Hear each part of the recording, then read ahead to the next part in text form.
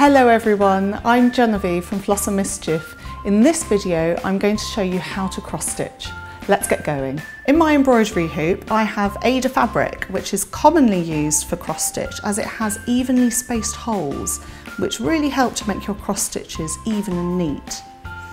Each square of the fabric represents one cross stitch and corresponds to one square on a cross stitch chart. You can find Aida fabric in lots of different counts, and this one is 14 count, and that means that there are 14 holes per inch of the fabric. The smaller the count, the larger your design will stitch up to. And smaller counts are therefore much easier to count and stitch for beginners. But linen and even weave is also a really good alternative fabric to use. You can also cross stitch on other fabric if you want, but you'll need Dmc Soluble Paper. It's an adhesive paper with a pattern printed on it that you stick to your fabric or clothing that you want to stitch. And then by stitching over the design, it helps to keep your stitches neat and in line. And once you place the paper in water, it will magically disappear, leaving behind your beautiful stitches. Okay, let's start cross stitching. I'm going to use this Dmc Moulinet embroidery thread. I only need to use 2 or 3 strands, and for this project I'm going to use 2 strands. So I'm going to separate them out. 1 strand and a second.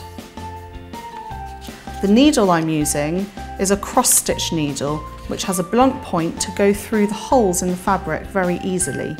This is a size 24 needle which suits the 14 count Aida perfectly. Thread your needle at one end and create a knot at the other.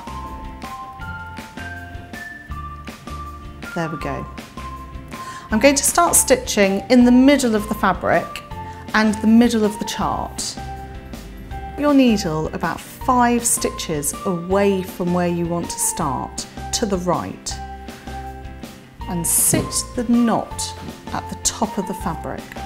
To make your first cross stitch, bring your needle up from the back through one of the holes and make a stitch diagonally across from bottom left to top right.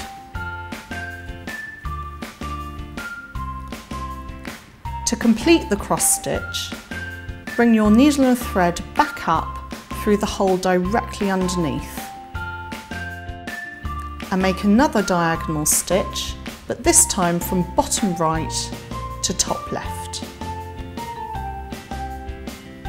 And that's your first cross stitch. For a row of cross stitches, you can work forward in half stitches, diagonally from left to right.